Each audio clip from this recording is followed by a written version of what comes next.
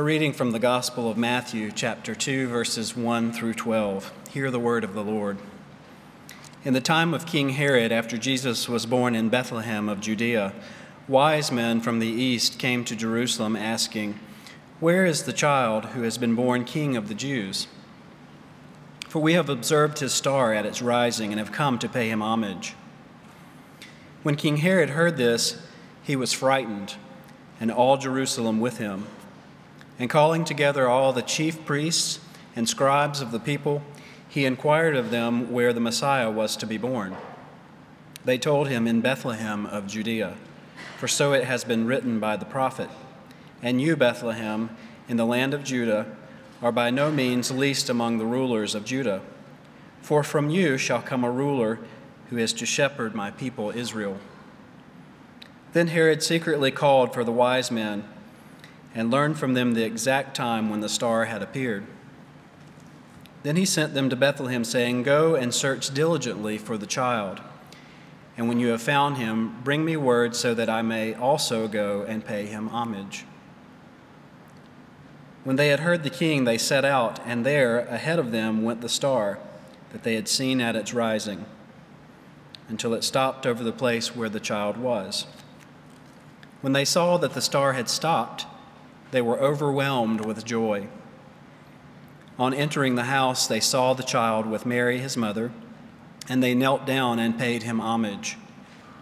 Then, opening their treasure chests, they offered him gifts of gold, frankincense, and myrrh. And having been warned in a dream not to return to Herod, they left for their own country by another road. The word of God for the people of God. Thanks be to God.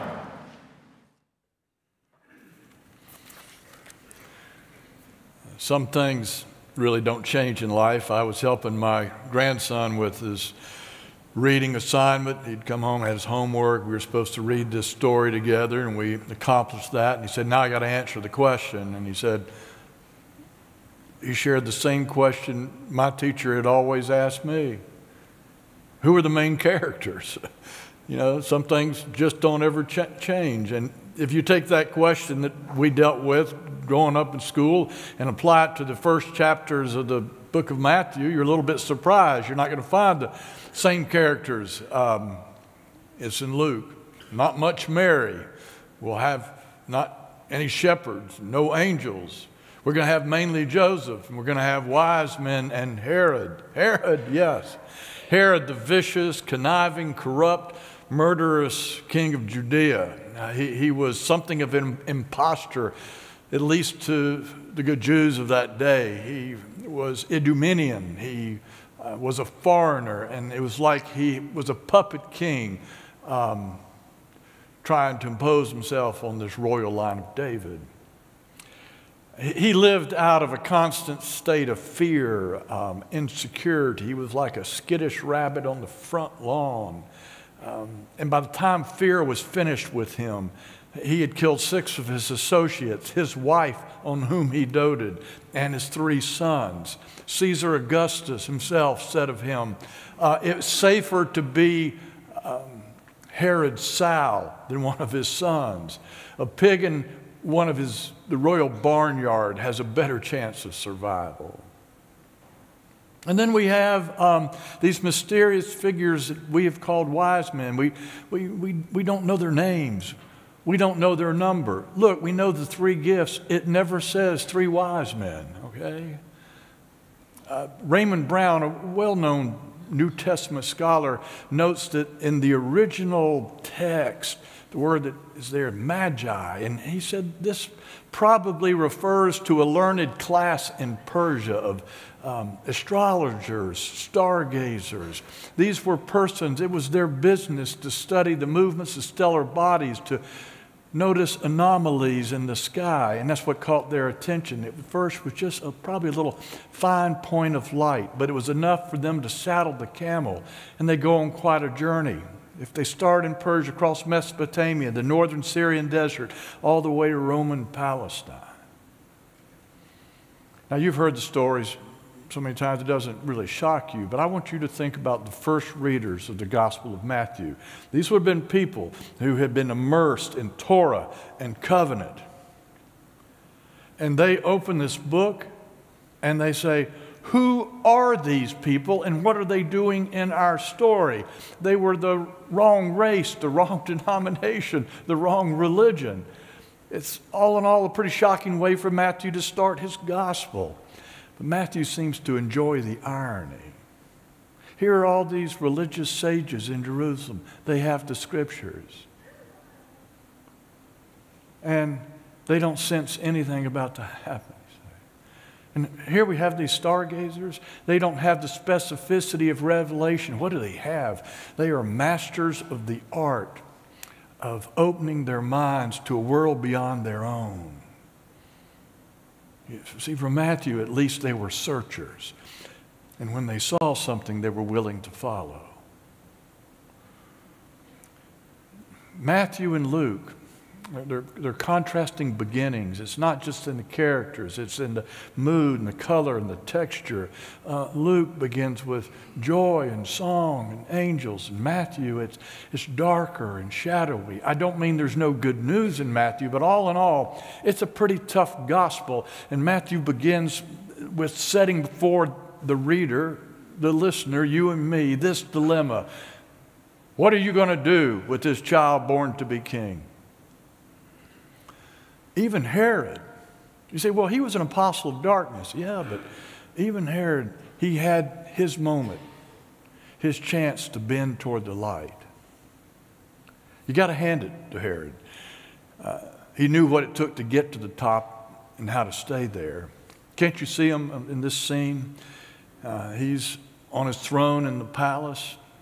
He's being fanned and fed. And here come these visitors from afar. And he looks in their eyes, and all he can see are stars. They look in his eyes, and his eyes look as round as the eyes of a snake. And he says, oh, travelers, what brings you this way? And they said, the star, it looks like of a place called Bethlehem. And Herod says, excuse me. And he leaves, and he scoots out and goes to the chapel where some of his clergy are meeting. And he says, what's this business about some kind of event, some kind of birth in Bethlehem? And they said, oh, king, well, there is something in the book of Micah. It's not large, just a couple of verses. There's a possibility. Probably not, but why don't you get these travelers on retainer? Yeah, and send them on a reconnaissance mission. So Herod just slicks back his hair and he gargles. He comes out smelling like pine sol. He says, oh, travelers, bless you. Bless you in your journey. Would you do this? Would you go and see this and search this out for me? And then if there's something there, send word back and I'll send flowers. Why Herod? Why Herod? Oh, don't you see, Matthew wants us to see what C.S. Lewis said about us, that on our spiritual journeys we are too easily pleased and satisfied. There's a haunting phrase in these words of Herod. He says, I want you to go. I want you to go and search this for me. You see, he's doing what we're trying to do here this morning, be on a spiritual journey, or he thinks he might be, or he's trying not to be, I don't know. But he's asking somebody else to do the work for him. Now here we are in the new year, and if you wanted to make a new stock investment and you had somebody that kind of knew what they were doing and they went and researched and brought back some facts and figures for you, based on that, you could make a responsible investment. But when it comes to the stance of having a faith life, it won't work. What do they say? That the pilgrimage to a transforming faith has always involved a personal quest. We all know what it's like to be on a personal quest. That's part of the story of our life, all of us. We have had moments in which we are in search of a self to be and other selves to love, in search of a meaningful work to do. And sometimes we get our lives around such things, and there still is something missing, something yet unfound. And I have to believe for Herod, for all his malevolent meanness, had that same something missing in his life. Oh, look, he may not have known it, named it, or noticed it. You can try to bury it deeper in a bone, but it's there. Could the unfound have been the child of Bethlehem? He'll never know. He never went there. So. We're on a spiritual journey. That's why we're here today. And we all have these moments where we realize there are times we can't let folks do all the work for us. I'm very dependent on the work of those who have come before me. All the saints and their stories, and the writers of Scripture, and great Christian literature, and grandparents and parents and mentors and teachers, and all these ripples of influence I experienced in my life. But don't we all know we get to this place where we have to somehow get up and go on and move beyond the unthinking and innocence of childhood. It's time for us to do some of our own work.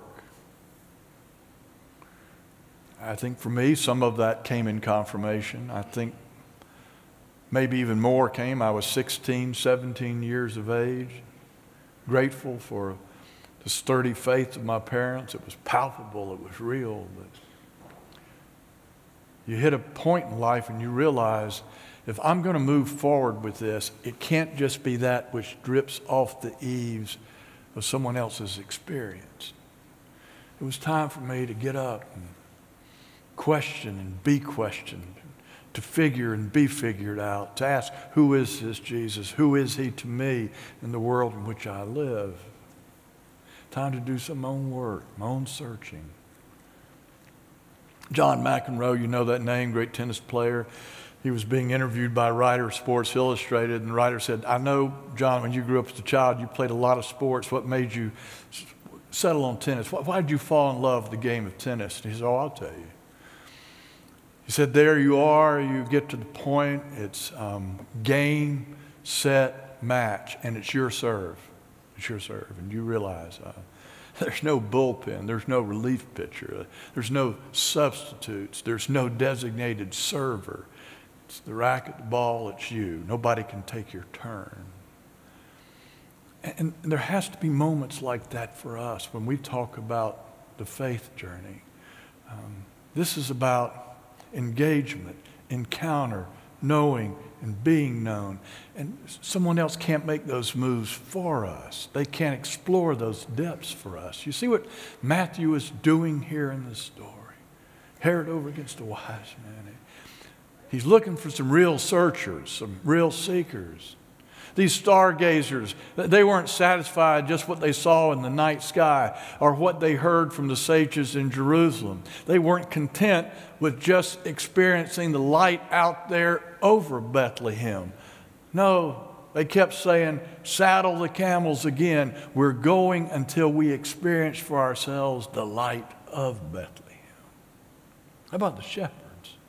I mean, wouldn't it have been enough just to hear the message they got to hear from the sky? I mean, it was pretty good, wasn't it?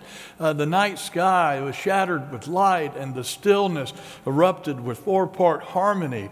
They couldn't have just said, we're going to take these angels at their word, so be it. Warm your hands by the fire. But no, they said, put out the fire, throw on the sandals. We're running pell-mell to Bethlehem to see this for ourselves. You see it through the New Testament. There's James and Andrew. All these stories abounding about this Rabbi Jesus. But they want something more now than just another curbside opinion, another editorial viewpoint. They go because they heard he was in Capernaum. And they confront Jesus on the street. And you know what they ask him? He said, where are you staying? That's a pretty bold request. I mean, They weren't going to be content with a cup of coffee at the drive-through window. They wanted to know Jesus' address. They wanted to have their own encounter. They wanted to know what made his head to turn and his heart to burn and his soul to yearn. Do you see what Matthew's doing? He's looking for some real seekers, some real searchers. Hebrews 11:6. God rewards those who diligently seek him. Be diligent in your search. Be hungry in your quest. Most of all, don't live off someone else's pilgrimage. In whatever way seems right for you, at whatever time seems appropriate, come before him with your own set of empty hands, like you'll come to the table here today. Adestes fidelis, come all ye faithful. Come all you that want to be faithful, if only you could. Have hope enough, desire enough, foolishness enough to come and see for yourselves. That's what so many of you did during Advent. I saw you. You were here. We were on this journey together. You weren't going to be satisfied with somebody else's curbside opinion. You wanted to come and once again just experience the light of Bethlehem. But now Matthew says, once you've done your seeking, there's the question that's still hanging in the air. What are you going to do with this child born to be king? Again, I have to hand it to Herod. I mean, he understood. If you're a king confronted with an upstart king, you have two choices. You drop your crown and you obey and follow this new one, or you reject and you destroy. And we know what he did. He just with one little signing of his name, he sent out this edict, sent his stormtroopers to kill all the children, boy children of Bethlehem. You see the contrast, don't you? Herod marked the birth by blood, and the wise men with gifts, gold, frankincense, myrrh. Do you hear what Matthew is saying? May you, like the stargazers of old, may you be wise.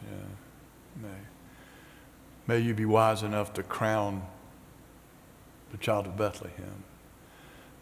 This isn't some puppet king propped up by swagger and might. This isn't some usurper of the throne, an imposter, no. This is the one who comes from where life itself comes from, who embodies the will and way of God for human life and history. Matthew says, crown him. I used to enjoy from the PBS channel a British show called Upstairs, Downstairs. It comes around once in a while. It's some nice drama, nice, fairly warm comedy. It's about the Bellamys. They're an aristocratic family in London around the beginning years of the 20th century. Upstairs, that's where the Bellamys live, okay? And downstairs, that's the people of in service, maid, cook, butler. One of my favorite characters is a man named Hudson. He was the head butler of the Bellamys. Next door, there was another head butler. He was younger than Hudson. He was rather impetuous and kind of full of himself. And on one of these episodes, he comes over and in a moment of respite, they just has some free time there. This other young butler comes to Hudson and says, I'm no longer going to be in service. I'm ready to live life on my way and my terms. And he says, besides, my master is a fool. And Hudson says, I'm sorry to hear that. My master is brave and gentle, and his family is of nobility and truth. He said, I'm proud to be in their service. And then he said this in a typically British and almost fatherly fashion. He said, after all, young man, we all say, sir, to someone. All except King George. He almost got it right. All of us. Even King George, believer, unbeliever, every day of our lives, whether you acknowledge it or not, we tend to say, sir, to some driving, motivating authority in our lives. We all are saying, sir, to something, someone. And Matthew says, here's the opportunity. Here's the possibility of saying, sir, saying, Lord, saying yes, saying, crown him to the true Lord of life. Well, I heard during the early service the decorations are coming down this week. You come next week and it's all going to be gone. Some of your Christmas trees are already curbside, right? Yeah. And you know what I hear this time of year in the church once in a while? People saying, well, it was nice. It was nice. You know, it was good, but now it's time to get back to the real world. It's almost this kind of sense of resignation that all the forms, joy and peace and the Christmas gospel, they were nice, but they were just kind of a passing and a pleasant distraction, like so many sugar plums dancing in our heads. No. The Christmas gospel is a lot sturdier than that. It says the reality is the other way around.